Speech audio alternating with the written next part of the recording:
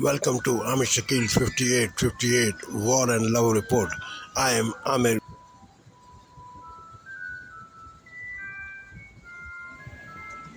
The number of people killed or wounded by cluster bombs has broken records since Russia's full-scale invasion of Ukraine, say the latest reports.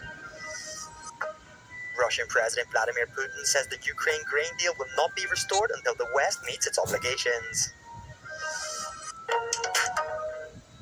The number of people killed or wounded by cluster bombs has hit a new peak, mainly due to their use in Ukraine. A report from the group The Cluster Munition Monitor says there were over 1,000 casualties across 8 countries in 2022, the highest figure recorded by the organization since 2010.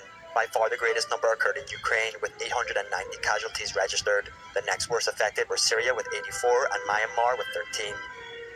Cluster bombs are munitions that explode in mid-air, showering smaller explosives over a wide area. They can have devastating impact on civilians. They represented 95% of all cluster casualties in 2022. The report says Russia has used cluster munitions repeatedly in Ukraine since February 2022. Ukraine has also begun using them since its counter-offensive. You have access to exclusive benefits, irresistible discounts, and much, much more. Being a founding member with Onyx and accept Talks between Russian and Turkish presidents to revive the Ukraine grain deal have ended without a breakthrough. The agreement, which Moscow scuppered in July, allowed Ukraine and Russia to export cereals without risk of their ships being attacked. But Vladimir Putin has long complained that the West was not honoring the terms. He said the accord can be revived if the West meets its obligations. Как уже не раз говорил, нас просто вынудили принять это решение, я имею в виду Россию вынудили, так как западные страны блокировали и продолжают блокировать выполнение зерновых сделки в части обеспечения доступа российских сельхозпроизводителей на мировые рынки. То есть отказываются выводить из-под санкций экспорт нашего зерна и удобрений, возобновлять поставки в Россию агротехники и запчастей, снимать проблемы с логистикой и фрахтом судов, банковским обслуживанием и страхованием продовольственных поставок. Putin said Russia is close to finalizing the supply of free grain to 6 African nations. But Recep Tayyip Erdogan, who helped broker the black deal, says it remained the only solution. Gündeme getirilen alternatif öneriler Karadeniz girişimi gibi sürdürülebilir, güvenli ve taraflar arası işbirliğine dayanan kalıcı bir model sunamamıştır. Russia and Ukraine are among the world's biggest grain exporters, and the deal is essential for food security in many developing countries. Erdogan says Turkey and the UN have compiled a new package of proposals and that efforts will continue to persuade Moscow to accept them.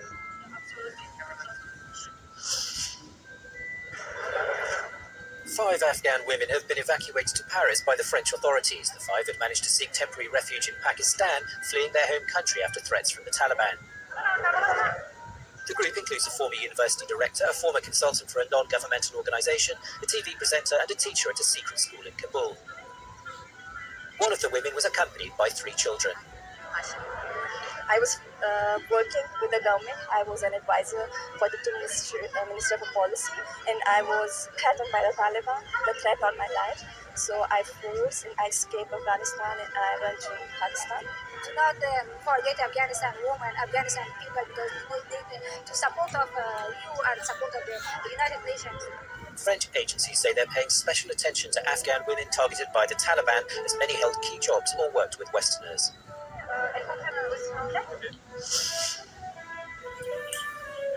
The UK government has ordered more than 150 schools to keep some or all of their buildings closed when the new term begins later this week because of crumbling concrete.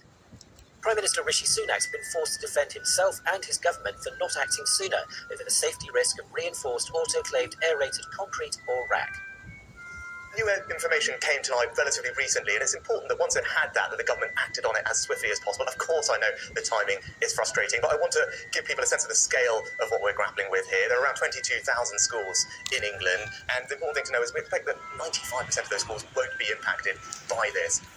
But Sunak has also been accused of failing to fully fund the programme to rebuild England's schools when he was Britain's finance minister in 2021. I think that is completely and utterly wrong. Actually, one of the first things I did as Chancellor in my first spending review in 2020 was to announce a new 10-year school rebuilding programme for 500 schools. Now, that equates to about 50 schools a year that will be refurbished or rebuilt. And if you look at what we've been doing over the previous decade, that's completely in line with what we've always done, about 50 or so schools a year refurbished or rebuilt. But the news has sent school administrators scrambling to find ways to accommodate pupils, with some expected to return to the online instruction used during the COVID-19 pandemic. In Warsaw, pupils are catching the bus at the start of the second school year away from their homes in Ukraine. There are more than 170,000 Ukrainian children at schools in Poland. Some have enrolled in local Polish schools, while others attend Ukrainian schools established in Poland. Складнішим для нас був цей перехід від безкоштовної форми навчання до оплатної, тому що нам довелося це зробити через те, що об'єм допомоги від міжнародних донорів зменшився. А допомога українським біженцям за кордоном трошечки зменшується, я сказала, але це не погано, тому що збільшується кількість допомоги всередині України. Students appreciate education in Ukrainian and the homely atmosphere the school has managed to create.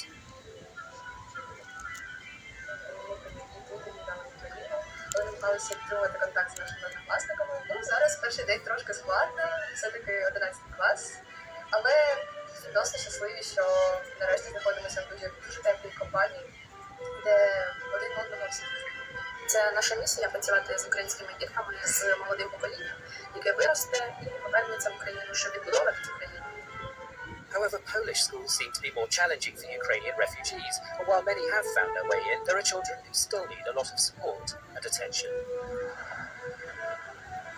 The stress of displacement, of trauma, the uncertainty of that affects parents and also children. And so children reported to us the feeling that they had lost the whole world. This was a phrase that came up in our study, and this made it harder for them to focus, to adjust, and to succeed in schools. There are specific challenges and barriers still that Ukrainian children face. So, for example, the language barrier is one that was mentioned to us that prevents children from being accepted and being included. As noted by the UN, only less than half of Ukrainian children have been enrolled in schools in Poland. Therefore, the UN appealed to their parents to enroll their children in the offline education system, as schools are not only about learning, but also about socialization and mental well-being. Magdalena Garni for Euronews from Warsaw. Players from the Spanish men's national football team have condemned the behaviour of Federation President Luis Rubiales as unacceptable.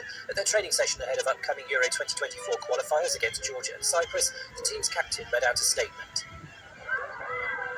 Queremos rechazar lo que consideramos unos comportamientos inaceptables por parte del señor Rubiales, que no ha estado a la altura de la institución que representa. Nos situamos de manera firme y clara del lado de los valores que representa el deporte. El fútbol español debe ser motor de respeto, inspiración, igualdad y diversidad. Debe dar un ejemplo en sus conductas, tanto dentro como fuera del campo. Federation President Rubiales has been condemned widely across the game for kissing Spanish forward Jenny Hermoso without her consent.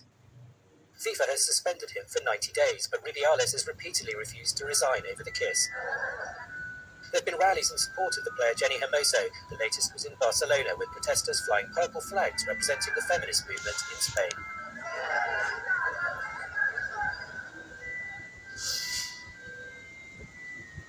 A return home with a taste of defeat. Thousands of people have left the Burning Man Festival with their vehicles, a massive event that this year has been bogged down by heavy rains in the Nevada desert, trapping more than 70,000 participants in rivers of mud for 3 days. With the rain and everything, I'm really glad I didn't bring my vehicle now because of the mud it would have been. Yeah, but the roads dried up quite well, so I'm really impressed with how fast everything is moving.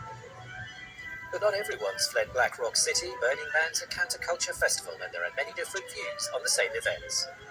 There was a brief double rainbow. It provided us with a lot of energy. The people in our camp were very generous. Those who RPs invited us in when it was, very went out. And I don't know, my feet are dry and I'm warm, so I'm happy. Well, I got a cold, but other than that, I've been having a really good past couple days. If I didn't have a cold and I didn't have a friend who I was hoping to give a better Burning Man experience to, I think this would have been my best couple nights I've ever had. The one-week event, which began on a San Francisco beach in 1986, attracts some 80,000 artists, musicians and activists, a real logistical challenge for organisers.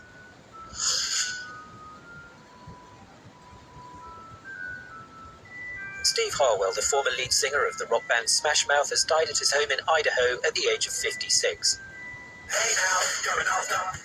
Harwell's iconic, raspy voice was one of the most recognizable from his generation. The band had a string of hits in the 1990s and 2000s with All Star, Walking on the Sun and I'm a Believer. Thank you for watching and privilege of your time. This is Amir Shakil 5858. I am Amir Goodman. Have a good life.